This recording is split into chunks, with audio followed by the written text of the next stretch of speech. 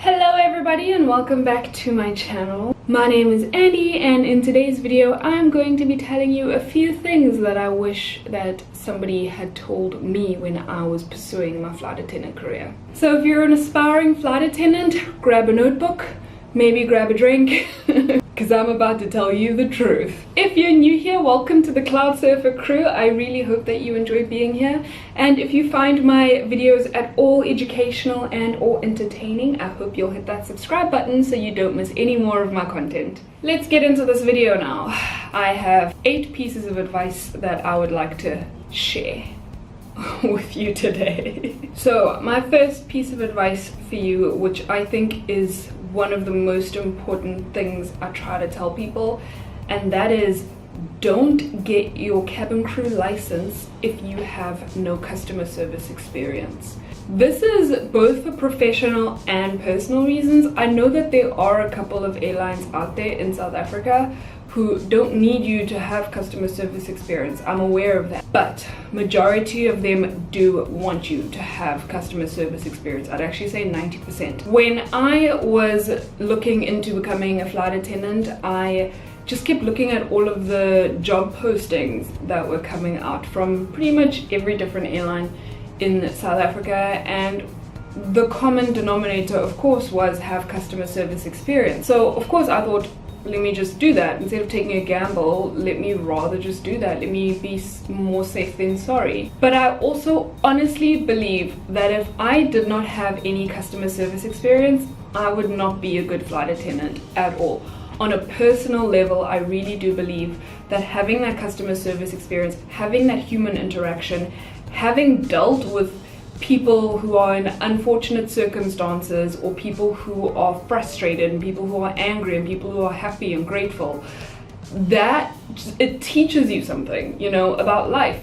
And once you get on a big metal tube in the air and you're kind of stuck with that passenger for the duration of that flight, then you have better tools to handle that situation. I just think for life it is a really good idea to have customer service experience, because honestly, if you've never dealt with angry people before and you're on a plane and that's your first time dealing with an angry customer, good luck to you. I honestly believe that it's a good idea to get the customer service experience before the license for these personal reasons, but also you don't want to waste that money, because what if you get your cabin crew license and then you apply for all of these airlines and all of them say, no sorry, we need you to have 2 years customer service experience. The modules in your license expire after 1 year, so you're gonna go out there now and you're gonna have to get customer service experience for at least 2 years, and then you have to come back and redo your license so that you can qualify to apply to work as a flight attendant. It's just a waste of your money and a waste of your time, honestly, if you start with the license before even knowing any customer service experience. That's my personal opinion, and that's why this is personal advice to you. My second piece of advice is prepare for rejection. Rejection, rejection, rejection. That is what you're gonna face probably in the first 2-3 months of applying to be a flight attendant. It's gonna be rejection all the way. I actually went to the airport, OR Tambo International Airport in Johannesburg, and I was so hell-bent on getting a job as a flight attendant. I walked up to all the airline officers, every single one of them has a poster on the door saying, no CV drops, there are no jobs available, we do not take CVs, no jobs, don't even come here, we don't give us your CV, we don't have jobs for you, blah blah blah. Some of them even say if you want to apply for a job, go to this specific website, and then you go there and the website doesn't even exist. So yeah, that was just a fat failure, rejection in the face, pretty much. It sucked, guys. When you start out looking for jobs as a flight attendant, it is gonna suck. It really will.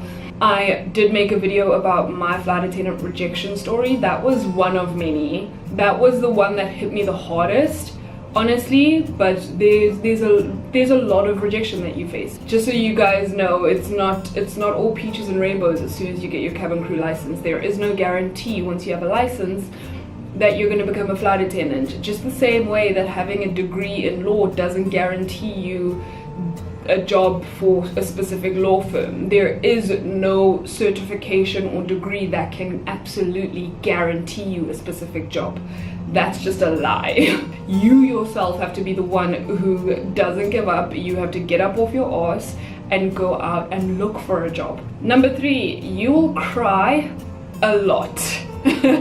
You will really cry a lot. I remember I used to get so upset about, oh man, maybe I've wasted my parents' money, or maybe I've wasted my money, maybe I've wasted my time, I have wasted my energy on this. I would get so down on myself and I would cry so much.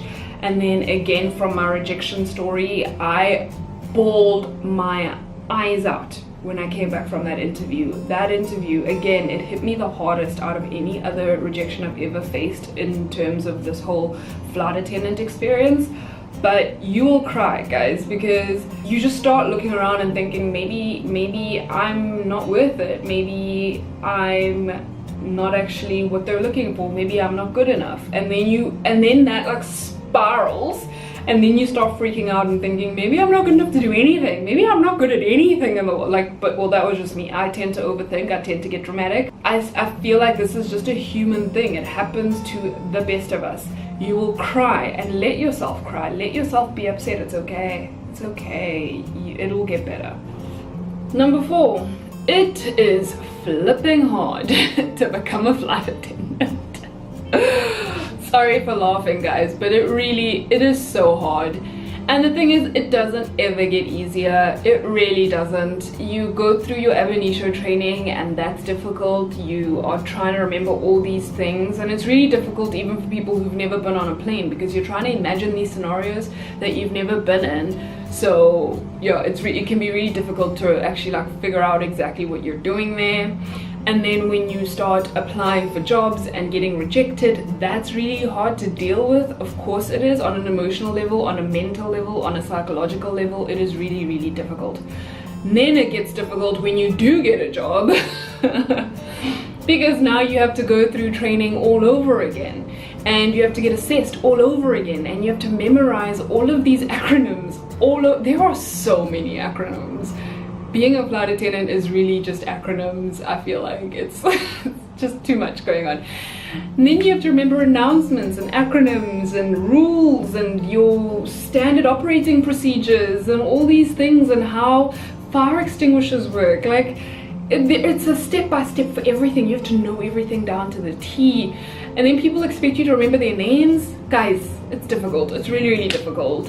And then the thing is, like I've told you before, you have recurrent each and every year, which means you get assessed each year to make sure that you still know what you're doing. So once you've become a flight attendant, that's not the end of it. Each year you have to prove that you actually deserve to have this job. Number 5, do not expect anybody to help you. Really, really don't. I feel like that was one of the toughest pills I had to swallow, because I'm the type of person that's just like, yeah, let's share knowledge, let's all grow together, let's be like, you know, all happy-go-lucky, what, you know.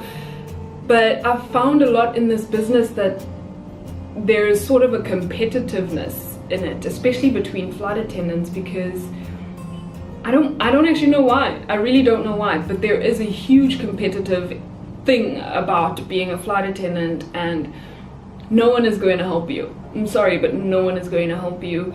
That's one of the reasons I started this channel. I wanted to share what I know with you, because when I was trying to become a flight attendant, 2 people responded to me out of every flight attendant in South Africa. Like, if you Instagram search or Facebook search flight attendants in South Africa, you will find hundreds of them. 2 of them responded to me. And when they did, it wasn't even helpful information. They were just like, oh, hey girl. That was it. That's all I got. So yeah, that's why I started this channel, because I feel like there is no reason to be that selfish with just information. Do you know what I mean? Like, there are obvious things that I cannot just outright tell you guys, obviously, but at the end of the day, I feel like the more we know, the better. Like, why not share this? Why not have more of us doing this? Why not encourage more of us to do this? It's a great job to have. So if I can share any of the information that I have, if I can share any advice with you guys, then of course I'm going to. And I feel like more people should do it, honestly. That leads me to my sixth piece of advice for you, and that is just to focus on your why. Why do you want to become a flight attendant? Why do you love aviation? Why do you want to work with customers and passengers all day long?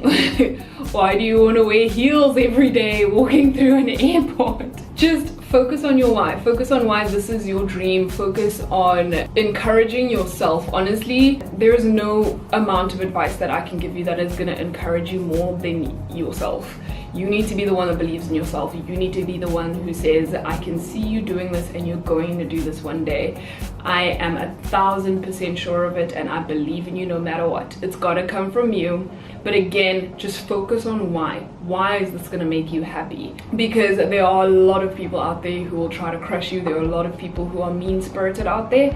And if you don't focus on your why, you will definitely for sure give up on trying to become a flight attendant. Number 7, and I also like to tell people about this quite a lot, and that is, while you are applying to become a flight attendant, try to stay busy. I made this mistake.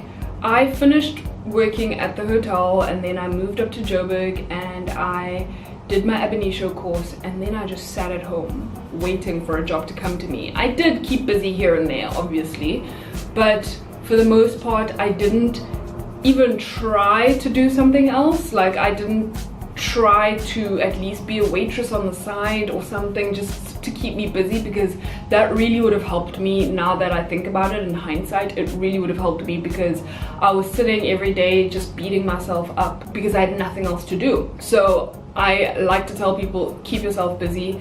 Even if you literally find a part-time waitressing job in the meantime, because at least you're making a little bit of money. At least you are carrying on, continuing with your customer service experience and interacting with people. You're distracting yourself. You're giving yourself something to do that isn't just sitting there and wondering why these airlines haven't called you back. So please try to keep busy while you are waiting and applying to become a flight attendant, and try to keep busy in a way that isn't going to take up all of your time, because if you do have to go in for interviews, you need to be on a flexible enough schedule that you can skip a day and go to your flight attendant interview, and then when you do get your flight attendant job, you want to just jump on that. You don't want to still have to give like 3 months notice or something, you know. Then my last and most important piece of advice is that when it rains, it pours. This is with both the good and the bad. When the rejection comes, it comes, and it really comes, and it's really bad, and it really hurts. But you know what? When the jobs do come, they also come. I was offered 2 jobs in the same day, and I chose the company that I currently work for. And it's one of those things where you just really, you gotta stay positive. But when it rains, it pours. So when the bad comes, don't beat yourself up too much, because you know that when the good comes, it will really all come. And it will be really, really good and really worth the wait, and in some weird way also worth all the bad parts, because then you'll really, really appreciate all the positivity of the good that is happening. I feel like I'm rambling and that you probably don't understand what I'm saying, but hopefully you get me. I know at least one of you will get me.